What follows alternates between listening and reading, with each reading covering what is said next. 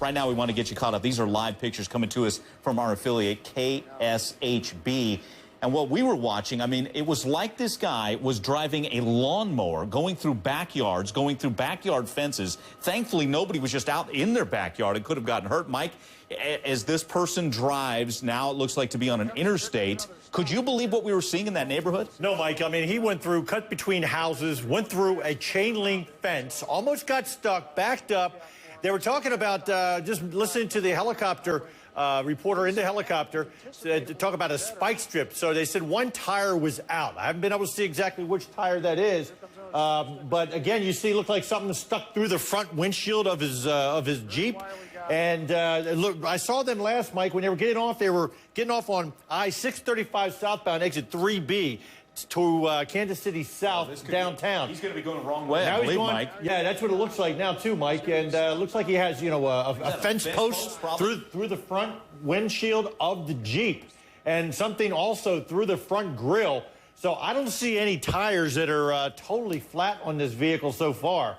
But Mike, he's gone the wrong way on the interstate and down the shoulder of the road. I estimate, or guesstimate, I should say, he's going at least 65, I'd say 70 to 75 miles an hour. This could have a very bad ending again, southbound on northbound lanes. You can see how close we are to some really dangerous accidents. And Mike, go ahead. This is Kansas City, Missouri, right. So they're, what, an hour behind us? So they're right in the height of rush hour.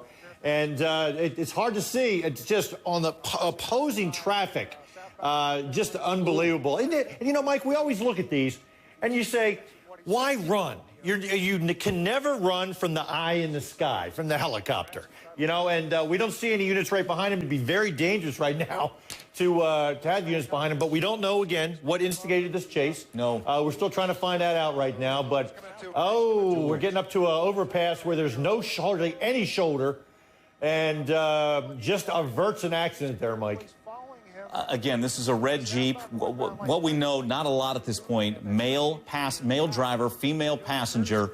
This is in the Kansas City, Missouri area. These pictures, again, coming to us from our affiliate, KSHB. It has been very dangerous. I'm watching. There's a very large monitor to my right. If you see me looking away, it's a very good picture for Mike and I to watch this as it unfolded.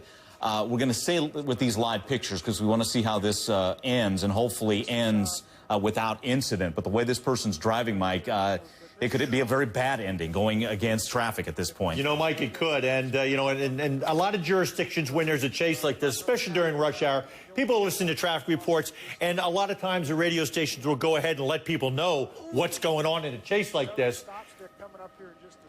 It sounds like he's approaching the Missouri Bridge. Yeah. Mike, again, just some wild driving against traffic. We saw an officer right there try to throw out a spike strip, but to no avail. And the officer fell down himself or herself. So as this person still continues on at a high rate of speed, Mike, don't know what direction, what road this is. I said moments ago, he was getting off, going the correct way on southbound I-635 in Kansas City. Okay, there it looks like going over the Missouri Bridge, we believe. Like, again, going southbound on the northbound lanes of Interstate 635. Mike, let me ask you this. As these drivers come upon this, obviously it's very frightening for them, and you hope that they're listening to radio stations that will alert them to what's coming. Uh-oh. Very close there. An all-car carrier. Man, okay, so what can you do to alert these people besides radio stations? Is that your only hope, to get these people alerted? Yeah, and also, you know, they do have some billboards. They put Amber Alerts and those kind of things up on the interstates, too, trying to tell you to avoid a certain area. But you look at these people. They're coming up on this curve, and you know, they're going the speed limit, and they're not expecting this. You know, it looks like almost like a spaghetti junction here with overpasses and underpasses on 635 as he's going the wrong way. And on 635. Hey, Mike, we're just getting some information. Yep. And, you know, we wonder, why is this person driving this in such a dangerous fashion? We're getting word that both the driver and the passenger are armed with weapons. They have guns in that vehicle. So, Mike, just by your expression, it tells you as an investigator, that makes sense. We have a desperate driver here, probably two desperate people. And now, like you're mentioning, this driver's going at a very high rate of speed, again, southbound on northbound lanes. We can only hope that some innocent driver does not go head-on with this Jeep. Mike, you're absolutely right, and that's, you know, that's always something that's a concern to law enforcement. Now, getting off on another exit, going the wrong way, They're just passing a police cruiser there. Now going up, it looks like a driveway, going back off-road again. And, you know, if you're going to go off-road, he's got the right vehicle for it, unfortunately. Now back off the road, onto the road again, Mike. And there's another cruiser. It was keeping him from going on the interstate there. Still on another road. Mike, we were just getting word that the speeds we were estimating, well, we're hearing on upwards of 100 miles an hour. Going the wrong way. There you see, we saw the helicopter fly by as they try and keep tabs on this guy. How close, Mike, are authorities following right now? You know, it's hard to say, Mike, because we haven't seen them pull a shot back, but you see the cruisers. You see cruisers at every intersection. He was coming up there. You saw that officer try to lay out some spike strips. But when you're doing a chase like this in a metropolitan area that can go to different counties, they do have, in Kansas City, a mutual aid agreement between the different law enforcement agencies, and they do have a common radio frequency. So the officer with the aviation unit, there's a cruiser right behind him, Mike. You were asking. Pretty close in that Ford Crown Victoria. And I guarantee you one thing, Mike. If they stay on the roads, the Crown Victoria is a lot more maneuverable than that Jeep is, because that Jeep can be top heavy at high speeds. I used to have a Jeep myself. I know they can be. So this you don't want to get too close, though, just in case this driver does get involved in an accident. And the fact that they are believed to be armed and dangerers. Okay. You know, so again, back into a neighborhood. Yeah, Mike. We're in a neighborhood here. We're going, look, again, these are yards, it looks like. And this is, by the way, Kansas City, Kansas. Barb, is that right? Okay, Kansas City, Kansas. That's what we're talking about here. And again, the dangerous driving in... we've seen this driver go in neighborhoods, backyards, plow through backyard fences. We had a chance to show you just moments ago a fence post coming through the front windshield, something else piercing the front grille. We believe a tire is out, so we're not sure how long this can go. Mike, let me ask you that. As we see, it looks like cruisers are coming pretty fast here, and they're getting pretty close. And you know there's different color cruisers from different jurisdictions involved in this chase, Mike. Don't know who has the eyeball. We're right behind this person now. But they are not going to let up. And you know, the advantage is to law enforcement when you are in this kind of setting. Now, it looks like he's slowing down. Pit maneuver, Mike? Well, you go for the bump here? Yeah, there's a good possibility if you get to a point where you've got enough roadway that's wide enough to do a pit maneuver without endangering anyone else, you know, who's on that road, it could be time. But you've got to consider those weapons. You do a pit maneuver, and it could put you in a bad tactical position.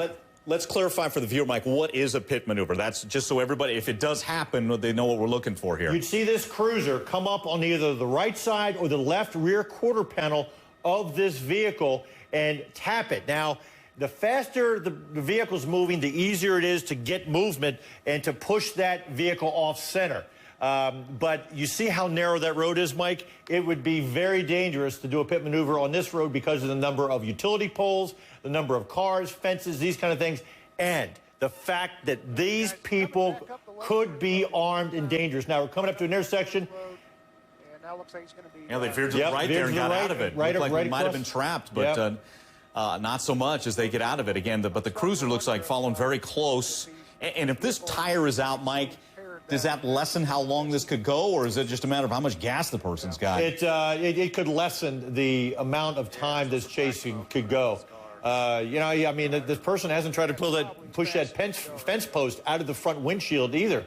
But again, with this, with a Jeep like this, when they go off-road, and you see the hood is bouncing up and down. So you know, you have hood latches on these kind of vehicles. So it looks like the hood latch may have come undone when that fence post went out of the, you know, went through the front grille. So yeah, it looks like you could have two fence posts in, not a front grille and one in the front windshield. Yeah. Now we're seeing, looks like what could be some kind of fluid coming off the Jeep there.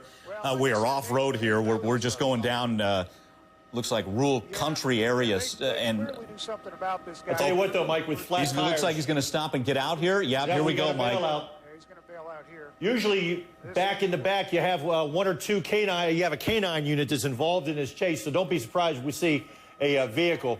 And but we look like there he is. Yep, he's still top of the screen there, going through backyards. Not going to work out good. And as long as you've got that helicopter up there, Mike. And you still don't know if this person is armed. You still have to deal with the other person who's back in the Jeep. Mike, you seeing a gun here? Is this person? You know, no, but but you see a shirt out, so you never know, Mike. You can never make an assumption that if this person is reported to be armed, that this person may not be armed. You're always concerned now into it looks like a burned out house here, abandoned vehicle. So could this possibly, you see officers coming up in front, could this turn into a barricade situation? Absolutely it could. Been involved in a number of officers. We've got a number of officers here. I don't want you, now he's not near a radio, so I doubt if he has a radio, so we're not giving anything tactically away by saying how many officers are on the scene.